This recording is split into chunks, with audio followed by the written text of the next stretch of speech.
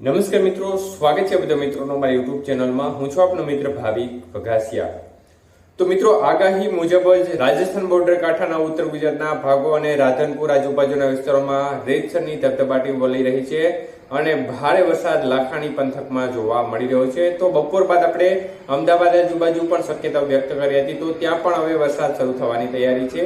ત્યારે અત્યારે ગડા ગામના દ્રશ્યો તમે લાખાણી પંથકના જોઈ શકો છો. ખેતરો જળબંબાકાર કરી દીધા છે અને લાખાણીમાં છેલ્લા સવારના 8 થી લઈને બપોરના 2 વાગ્યા સુધીના સમયગાળામાં 8 ઇંચ જેટલો ભારે વરસાદને કારણે રોડ રસ્તા ઉપર પાણી કરી દીધું છે.